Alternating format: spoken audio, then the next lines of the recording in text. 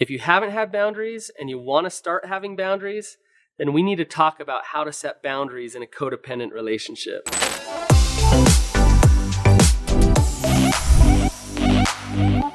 It's hard to go from being unboundaried to boundaried.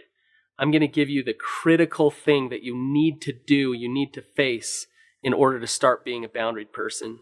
If you're feeling unboundaried and codependent in your relationship, then I'm going to give you some other options.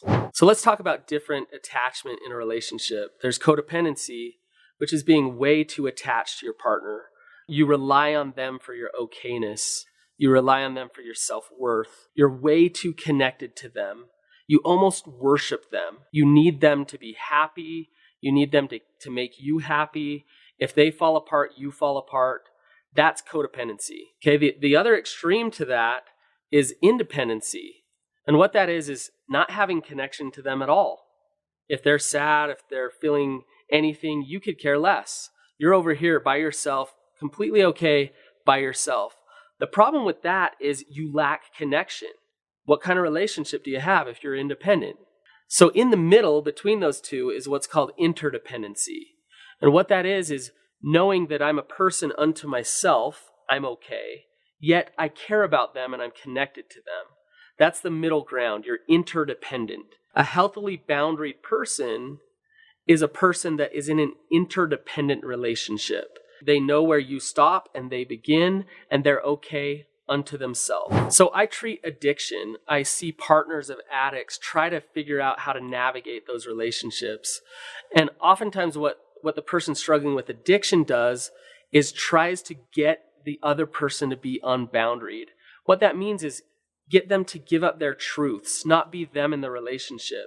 So there's different types of boundaries. There's emotional boundaries, there's physical boundaries, there's sexual boundaries, there's even spiritual boundaries.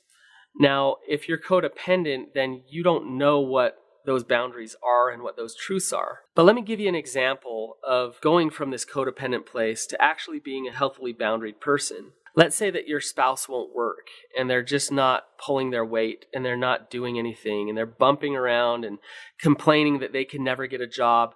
And what they want you to do is just hear how awful their life is and all the excuses. Being an interdependent person would be stepping up and saying, look, I hear your pain. I understand that you're struggling, and I'm not okay with you being so lazy. I'm not okay with you not stepping up. You need to do something. Now that might sound harsh, but that's honest. A person who can be boundaried won't end up feeling resentful. Going from non-boundaried or really lacking boundaries, it requires one thing. Now, boundaries create a dilemma. The dilemma is this: if I show up honest, if I show up authentic, that person might reject me, or they might abandon me, or it could affect the relationship in some way. So the dilemma is between the relationship and your truth. You have your truth, but dang it, I don't want to affect the relationship. In order to be boundaried, you need to find your worth outside of the relationship first. Then you can face the fear of rejection, the fear of abandonment, and you can stand on your own 2 feet. So you just learned how to get out of a codependent relationship and how to be in that interdependent place. One of the most important things to stay in that place is to learn how not to be stuck in your shame. Check out my video on how to get out of a shame spiral.